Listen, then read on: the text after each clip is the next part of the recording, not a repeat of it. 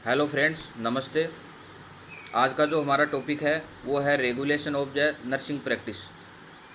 जो nursing practice होती है उसका रेगुलेशन किसके द्वारा किया जाता है। तो रेगुलेशन के अंदर कुछ पॉइंट हैं जिनको मैं पहले बता देना चाहता हूँ। टोटल 6 पॉइंट हैं, उसके अंदर 6 पॉइंट हैं। उनमें से पहला पॉइंट है नर्सिंग प्रैक्टिस एक्ट। दूसरा पॉइंट है स्टैंडर्ड ऑफ केयर, पेशेंट की केयर का स्टैंडर्ड क्या होना चाहिए। और एम्प्लॉय गाइडलाइंस, जो एम्प्लॉय काम कर रहे होते हैं उनके लिए गाइडलाइंस दी हुई होती है। हॉस्पिटल स्टाफिंग, जो स्टाफ है उसके रूल एंड रेगुलेशन उसमें नोटेड होते हैं। फ्लोटिंग, जो नर्सिंग स्टाफ होता है उसको फ्लोट मूव एक वार्ड से दूसरे वार्ड में किया जाता है, उसके संबंधित चीज़ें लिखी हुई है। और एक होता है डिसिप्लिनरी एक्शन। कोई भी नर्सिंग ऑफिसर यदि रूल के अगेंस्ट काम करता है तो उसके खिलाफ डिसिप्लिनरी एक्शन भी ली जाती है। तो इन सब के बारे में 6 पॉइंट हैं, हम पढ़ेंगे। पहला आता है नर्सिंग प्रैक्टिस एक्ट। तो नर्सिंग प्रैक्टिस एक्ट क्या होता है?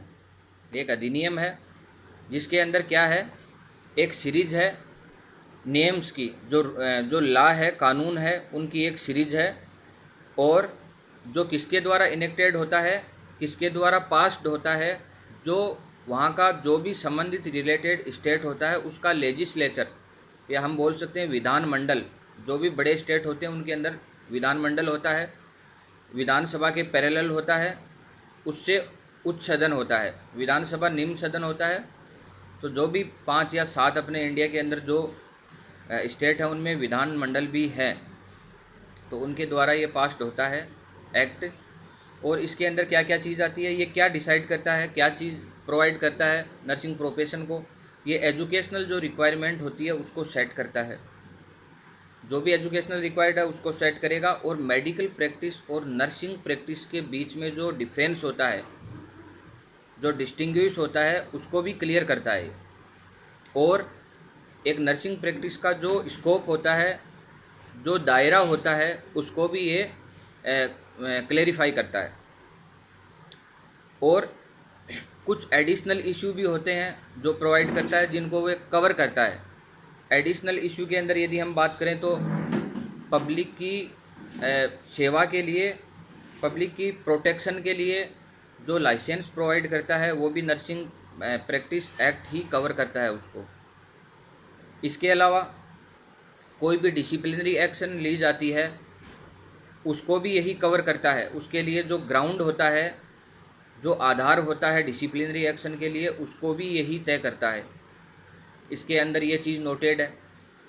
और इसके अलावा जो एक लाइसेंसी नर्सिंग ऑफिसर होता है उसके क्या क्या राइट्स होते हैं, जब डिसिप्लिनरी एक्शन होता है तो उसके क्या क्या राइट बनते हैं, वो भी इसी के अंतर्गत आते हैं।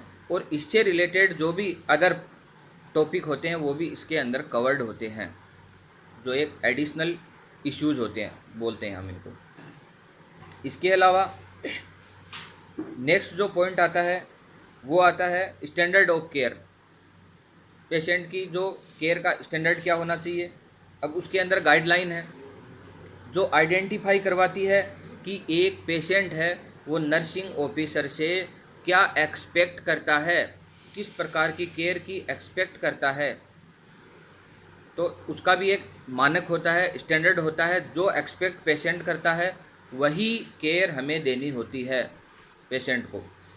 इसके अलावा ये डिटरमाइन करता है, जो गाइडलाइंस होती हैं स्टैंडर्ड ऑफ केयर की, वो डिटरमाइन करती है कि पेशेंट को एप्रोप्रिएट मैनर में केयर मिल रही है या नहीं मिल रही है। इसके अलावा जो नेक्स्ट पॉइंट है इसी के अंदर, यदि कोई अपनी duty accepted standard of care में परफॉर्म नहीं कर रहा है तो वो कौन से स्थान में रखा जाएगा उस नर्सिंग ऑफिसर को? Jeopardy of legal action. उसके खिलाफ लीगल एक्शन का, कानूनी कार्रवाई का जो खतरा रहता है। तो ये हो गया। अब इसके अंदर एक चीज़ और है स्टैंडर्ड ऑफ केयर के अंदर, कि कोई भी यदि माल प्रैक्टिस ला शूट किसी के खिलाफ होता है। माल प्रैक्टिस ला शूट मीन्स होता है कि किसी के खिलाफ यदि कोई माल प्रैक्टिस का मुकदमा दर्ज होता है नर्सिंग ऑफिसर के खिलाफ, तो उसके लिए भी जिम्मेदार लाइबल वही होगा। अब वो मुकदमा क्यों होगा? जब वो माल प्रैक्टिस करेगा या एक्सेप्टेड स्टैंडर्ड ऑफ केयर को फॉलो नहीं करेगा उस कंडीशन में।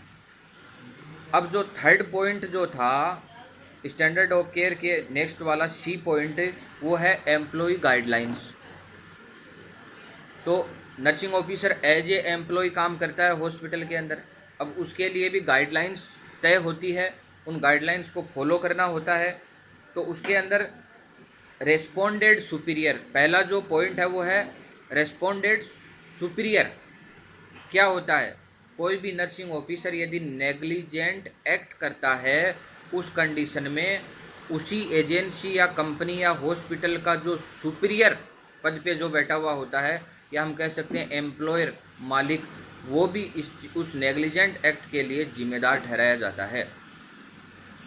इसके अलावा इसके अंदर जो है वो है कॉन्ट्रैक्ट्स। इसी के अंदर है एम्प्लॉय गाइडलाइन के अंदर है कॉन्ट्रैक्ट। एक नर्सिंग ऑफिसर उस हॉस्पिटल का जो एम्प्लॉयर या मालिक और पेशेंट के बीच में एक कॉन्ट्रैक्ट होता है, कॉन्ट्रैक्ट एग्रीमेंट साइन होता है। उसी के दायरे में रहकर उसी की लिमिटेशन के अंदर काम करना होता है नर्सिंग ऑफिसर को। और इंस्टीट्यूशनल पॉलिसी, इसी का पॉइंट है इंस्टीट्यूशनल पॉलिसी। जो हॉस्पिटल होता है, इंस्टीट्यूशन होता है, उसकी खुद की पॉलिसी होती है, प्रोसीजर और पॉलिसी खुद की होती है कुछ, जिनको हमें फॉलो करना पड़ता है। यदि नहीं फॉलो किया जाएगा उस कंडीशन में उसके अगेंस्ट कार्रवाई कानूनी हो सकती है। अब जो नेक्स्ट आता है डी पॉइंट, वो है हॉस्पिटल स्टाफिंग। हॉस्पिटल स्टाफिंग का मेन ये है कि कोई भी नर्सिंग ऑफिसर वार्ड में ड्यूटी कर रहा है, यदि स्टाफ की कमी है, उस कंडीशन में वो स्ट्राइक पे नहीं जा सकता, वॉकआउट नहीं कर सकता है। यदि करेगा तो कानूनी कार्रवाई होगी उसके खिलाफ। उस कंडीशन में उसको उसका जो ओब्लिगेशन है, उसका जो कर्तव्य है, वो ये बनता है कि वो अपना जो नर्सिंग एडमिनिस्ट्रेशन होता है उसको रिपोर्ट करे। अब नेक्स्ट जो ई पॉइंट है वो है फ्लोटिंग, जो वेरी इम्पोर्टेंट है। फ्लोटिंग मीन्स होता है मूवेबल या चेंजेबल बोल सकते हैं हम। एक वार्ड से यदि वार्ड के अंदर अंडर स्टाफिंग या ओवर स्टाफिंग की सिचुएशन यदि पैदा होती है, उस कंडीशन में स्टाफ नर्सिंग ऑफिसर दूसरे वार्ड से बुलाया भी जा सकता है और दूसरे वार्ड के अंदर भेज भी सकते हैं। तो इसका जो नेक्स्ट है पॉइंट वो है कि लीगली तरीके से जो नर्सिंग ऑफिसर होता है वो डिनाई नहीं कर सकता है। एक्सेप्टेबल नहीं है डिनाई करना कि मैं उस वार्ड में नहीं जाऊंगा। यदि वो कुछ कंडीशन है उसके अंदर डिनाई कर सकता है। एक तो यदि वो प्रूव कर दे कि उसको लैक ऑफ नॉलेज है, जो न्यू नर्सिंग यूनिट में उसको भेजा जा रहा है, न्यू वार्ड में भेजा जा रहा है, यदि उससे संबंधित उसको नॉलेज, लैक ऑफ नॉलेज है या नॉलेज नहीं है, उसको वो प्रूव कर दे। या फिर पहले से कोई कॉन्ट्रैक्ट एग्रीमेंट साइन हो रखा है कि वो एक विशेष पर्टिकुलर वार्ड में ही काम करेगा, उस कंडीशन में वो डिनाई कर सकता है। या एक जो खुद का एक्सपीरियंस, एक नर्सिंग ऑफिसर का खुद का एक्सपीरियंस और जो क्वालिफिकेशन होता है, उसके दायरे में रहकर ही उसको जो रिस्पॉन्सिबिलिटी दी जाती है उसको एज्यूम करना चाहिए। उसके बियॉन्ड जाके जो रिस्पॉन्सिबिलिटी है वो उसको एज्यूम नहीं करनी चाहिए। तो ये फ्लोटिंग के पॉइंट थे। और फ्लोटिंग का जो नेक्स्ट पॉइंट है वो ये है कि यदि एक कंडीशन पैदा होती है कि उसको लैक ऑफ एक्सपीरियंस है, न्यू वार्ड का उसको लैक ऑफ एक्सपीरियंस है, उस कंडीशन में उसकी रिस्पॉन्सिबिलिटी बनती है, उसका ओब्लिगेशन कर्तव्य बनता है कि वो अपने नर्सिंग सुपरवाइज़र को इन्फॉर्म करे। फ्लोटिंग का नेक्स्ट जो पॉइंट है फ्लोटिंग का ही, उसके अंदर है कि यदि उसको नए वार्ड में भेजा जा रहा है, न्यू नर्सिंग यूनिट में भेजा जा रहा है, तो उससे रिलेटेड ओरिएंटेशन के लिए भी वो रिक्वेस्ट कर सकता है नर्सिंग सुपरवाइज़र से। ये सारे पॉइंट हैं वो फ्लोटिंग के थे। इसके जो नेक्स्ट लास्ट पॉइंट है एफ, डिसिप्लिनरी एक्शन। तो डिसिप्लिनरी एक्शन क्या होता है? डिसिप्लिनरी एक्शन, यदि जो गाइडलाइन जारी होती है यदि उनको फॉलो नहीं करेगा, या जो एक एक्सेप्टेबल स्टैंडर्ड ऑफ केयर के जो मैनर्स होते हैं उसके अगेंस्ट काम करेगा, प्रोफेशन के अगेंस्ट काम करेगा जो नियमों के, उसके खिलाफ डिसिप्लिनरी एक्शन होता है। और जो बोर्ड ऑफ नर्सिंग होता है वो डिनाई भी कर सकता है, लाइसेंस देने के लिए डिनाई कर सकता है, रिवोक कर सकता है, वापस ले सकता है लाइसेंस को, अथॉरिटी है उसके पास, ये अधिकार है।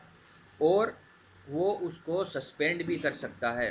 अब क्यों करेगा ये सब चीज़ें, उसके कुछ कोजेज हैं जो मैं अभी आपको बताने जा रहा हूँ। सबसे जो पहला कोज है वो अनप्रोफेशनल कंडक्ट। अपना जो प्रोफेशन है, अपना जो व्यवसाय है, यदि उसके रूल्स के अगेंस्ट हम यदि कोई कंडक्ट करते हैं, आचरण करते हैं, उस कंडीशन में डिसिप्लिनरी एक्शन होगा। नाउ नेक्स्ट जो दूसरा बिंदु है वो है ऐसा आचरण या ऐसा कंडक्ट करना जो कि पेशेंट की हेल्थ और जो वेलफेयर होता है उसके एडवर्सली हो, उसके विपरीत हो, उस कंडीशन में डिसिप्लिनरी एक्शन होगा। इसका जो नेक्स्ट पॉइंट है डिसिप्लिनरी एक्शन के कोजेज का, वो है breach of the client confidentiality. यदि क्लाइंट की कॉन्फिडेंशियलिटी या गोपनीयता होता है उसको मेंटेन रखना होता है, यदि उसका ब्रीच कर दिया, उल्लंघन कर दिया, उस कंडीशन में भी उसके खिलाफ जो डिसिप्लिनरी एक्शन होगा। नाउ इसी का नेक्स्ट पॉइंट है failure to use sufficient knowledge, skill and और नर्सिंग जजमेंट। यदि एप्रोप्रिएट या सफिशिएंट नॉलेज, स्किल यदि यूज में नहीं करेगा, उस खिलाफ में उस कंडीशन में भी उसके खिलाफ है जो डिसिप्लिनरी एक्शन होगा। और जो नेक्स्ट पॉइंट है इसी का वो है यदि किसी पेशेंट के साथ में फिजिकली और वर्बली अब्यूजिंग किया जा रहा है नर्सिंग ऑफिसर के द्वारा, उस कंडीशन में भी उसके खिलाफ डिसिप्लिनरी एक्शन लिया जाएगा। इसी का नेक्स्ट पॉइंट है कि assuming duty without sufficient preparation. बिना किसी सफिशिएंट प्रिपरेशन के यदि ड्यूटी अज्यूम की जा रही है उसके द्वारा, उस कंडीशन में भी होगा। ड्यूटी अज्यूम करने से पहले प्रिपरेशन मस्ट है। इसी का जो नेक्स्ट पॉइंट है डिसिप्लिनरी कोजेज का, वो है जानबूझकर, नोविंगली डेलीगेटिंग, जानबूझकर किसी बिना लाइसेंस वाले पर्सन को पेशेंट की जो केयर है वो बिना लाइसेंस वाले के हाथों में सौंप देना। तो वो क्या, उससे क्या होता है कि पेशेंट है उसमें रिस्क बनती है, किसके लिए, इंजरी के चांसेस रहते हैं। तो ये जो 6 पॉइंट थे, 6 पॉइंट थे टोटल, फिर से बता देता हूँ 6 पॉइंट कौन कौन से थे। पहला था नर्सिंग प्रैक्टिस एक्ट, दूसरा था स्टैंडर्ड ऑफ केयर, तीसरा था एम्प्लॉय गाइडलाइंस, चौथा था हॉस्पिटल स्टाफिंग, पांचवा था फ्लोटिंग और छठवा था डिसिप्लिनरी एक्शन।